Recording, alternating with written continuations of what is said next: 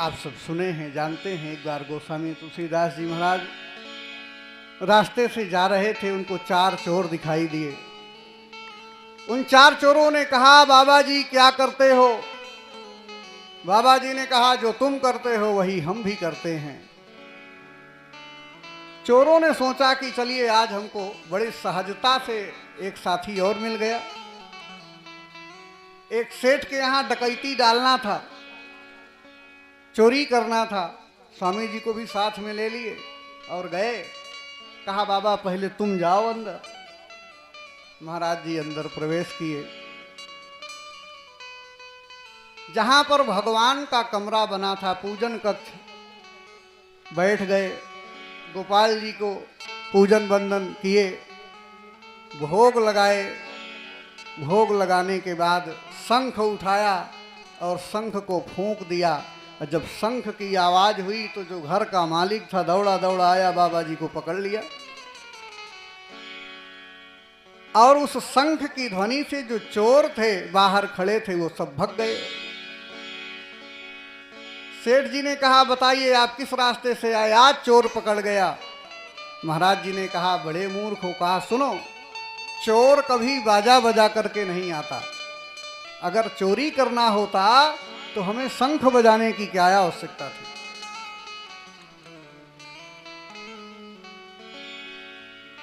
कहा, चोरों के साथ में पढ़कर मैं आया था। सेठ जी चरणों पर गिर गए। कहा, महाराज जी आज हमें लुटने से आपने बचा लिया। एक काम करिए, हम आपकी सेवा करना चाहते हैं। आप जो भी आदेश करेंगे आपकी पूरी सेवा होगी। स्वामी जी ने कहा कि देखो बेटा, मैं आपसे कुछ नहीं चाहता, कोई याचना नहीं चाहता। एक बात केवल करना, क्या कि मैं जिन चोरों के साथ आपके यहाँ आया था वही चोरों को मैं अपने साथ में लेकर के किसी दिन आपके यहाँ आऊँगा। तो जो सम्मान आप मेरा करना वही उन चोरों का भी कर देना, बस इतना ही चाहते हैं। इतना कह करके स्वामी जी चले आए।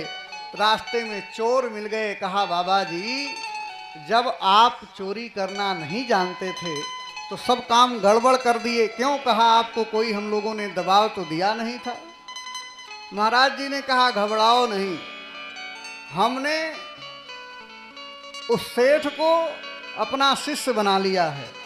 तो तुम लोग रात में चोरी करने जा रहे थे, अब दिन में मेरे साथ चलना।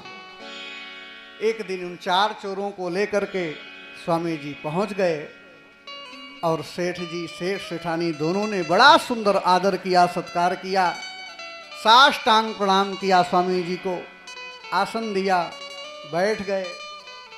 अब लोटा में जल थार लेकर के चरण धुलने के लिए जैसे आती हैं, स्वामी जी का चरण धुलने लगे।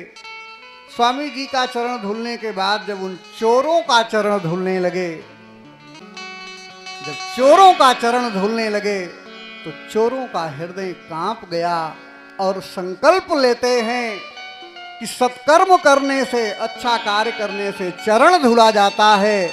आज के बाद हम लोग अपने जीवन में कभी चोरी नहीं करेंगे, अपने जीवन में कभी चोरी नहीं करेंगे। संतों के संग से कभी हानि नहीं होती।